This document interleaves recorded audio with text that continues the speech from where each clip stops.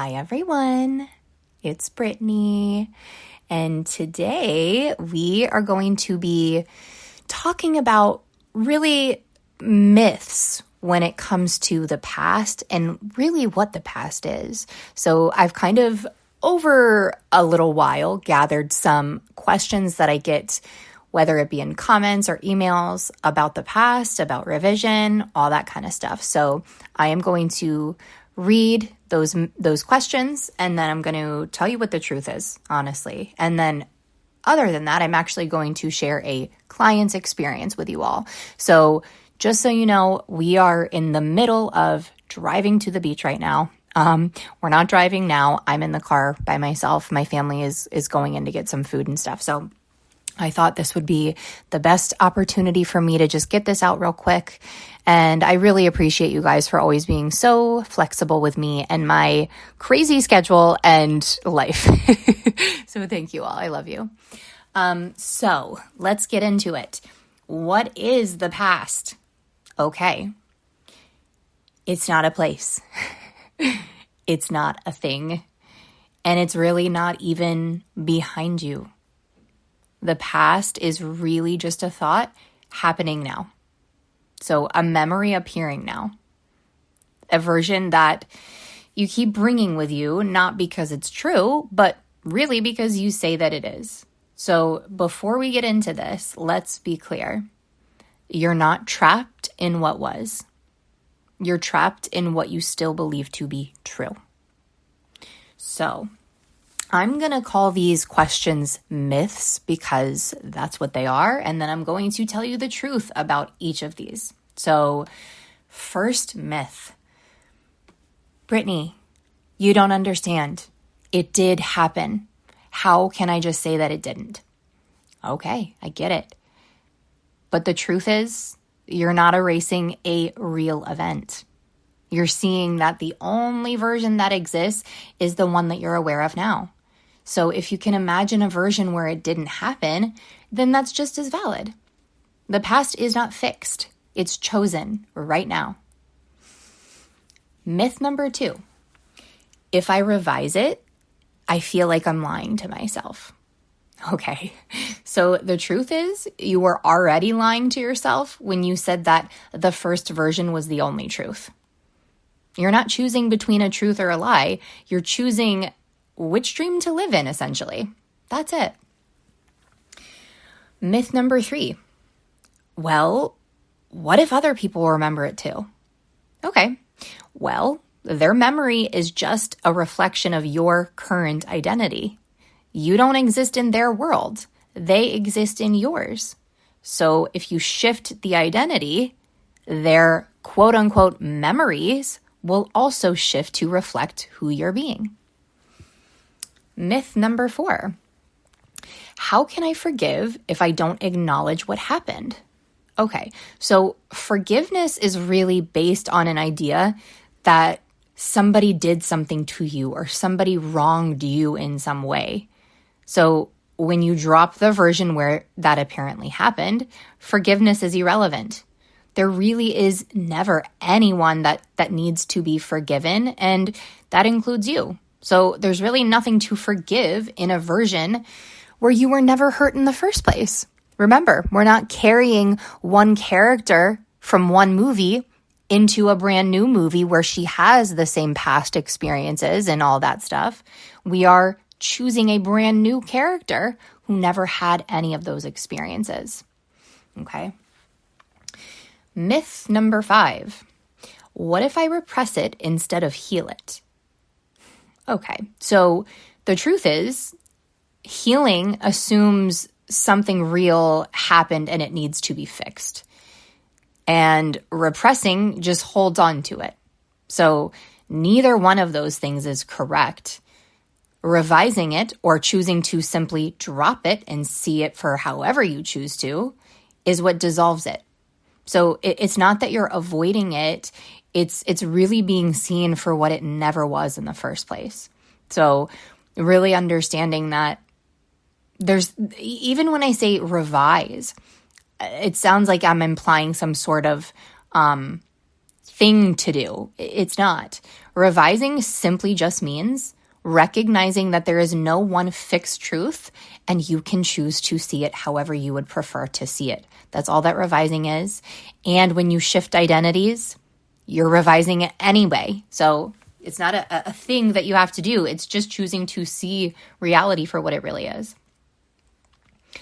Okay.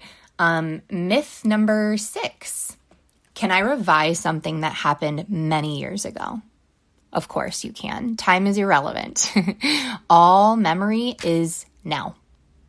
You're not like going back into history. You're just withdrawing your belief from a present thought. That's it. That's all it is. So absolutely, of course you can, because it's all happening now. Myth number 7. Isn't it spiritual bypassing to let it go without working through it? Okay, well, no. You're not bypassing anything. You're unhooking your sense of self to this identity. That's it. So really, suffering doesn't make it real. Feeling the pain to process it doesn't mean anything. That's all a character doing anyways. So really seeing that it was never real is what ends it. And there's nothing wrong with seeing things for the way that they truly are. Okay, myth number 8. Can revising actually change what people remember or how they act? Well, yes, absolutely. Kind of like I answered in the previous one. Yeah, if you stop assigning them independent will, of course. Remember that they're dream characters. They're reflecting who you say you are. So their shift is going to follow your shift. Hope that makes sense. Okay, myth number 9. But I have trauma from it. How can I say it's not real? Okay, I get that. I totally understand it. But here's the truth. The trauma is only real because you say it is, not because it actually is. Pain is not proof. It's simply a product of belief. Myth number 10. If I revise it, what happens to the version where it did happen? Oh, okay. Well, the truth is that version dissolves for you. You stop living in it. If you're not in that dream anymore, why does it matter? It truly doesn't exist. None of these things exist. You're choosing in every moment what you want to experience based off of how you identify yourself. Myth number 11. Is it okay to choose a version that benefits me instead of the truth?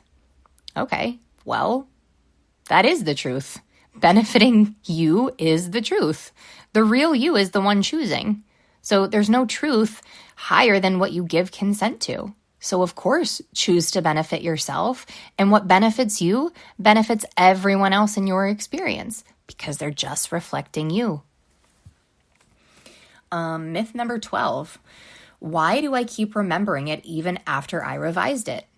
Okay, well, remember, you're a multidimensional being. So you can experience any thought. Thoughts may arise, but they're not the truth.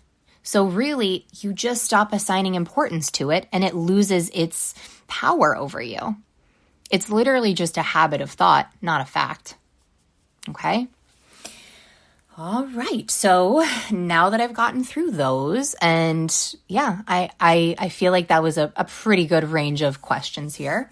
I'm going to now read my client's email, and love you so much. Thank you for allowing me to share this. Okay. Hey, Britt. Okay. So I wasn't even planning on emailing you yet because I still don't know how to wrap my head around it. But girl, I'm sure you remember that our last session was all about the past being an illusion. Yeah, you weren't playing. Hey, I told you I wasn't. Okay. Then she says, going to change the name just in case you want to share in a video. Thank you. All right. So remember how I told you about what happened with Malik?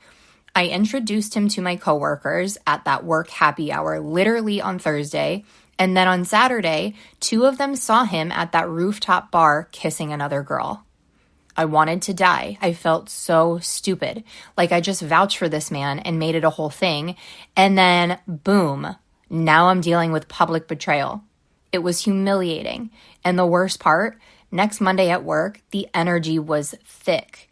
People weren't saying anything, but the looks were giving me everything I knew they were thinking. Anyway, after our session, I just sat with it. I didn't try to rewrite the scene or convince myself he didn't cheat. I just stopped agreeing that it happened to me. I was like, okay, what if that version of events just isn't real? I just dropped it fully, like it really didn't belong to me anymore. Now, here comes the crazy part, and this is what I want you to share with your viewers. One of the same coworkers who saw him told me she must have been mistaken.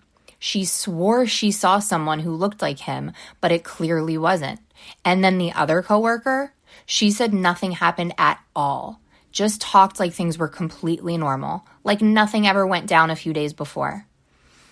Before this, Malik and I were constantly fighting, and I felt like neither one of us knew where we stood. I even felt like I was trying to be the bigger person and reach out, especially because I already knew that this all came from me. Well, now, he's totally different. There's a different energy, as if that entire experience never existed. Oh, and the weird tension at work? Gone. It's like I stepped into a version where the embarrassment never happened. Because maybe it didn't? ? Of course it didn't. You said it's all now, and it is. I didn't go back. I just stopped dragging that timeline with me. Still mind blown. Still grateful. Love you so much for this and for everything you do for this community. Thank you so much for allowing me to share this. This is amazing, and this is something normal and natural for who you really are. So, guys, I really just want to wrap this up here and remind you, you're not bound by the past. You're not stuck with circumstances. Why? Because there was never a past, okay? There's only a version that you keep agreeing with. The moment you stop it, it stops being real. You do not have to fix it. You just stop calling it yours. You're literally free the second that you say so. And that can be right now. So what are you waiting for? All right, everybody. Thank you so much for being here with me today.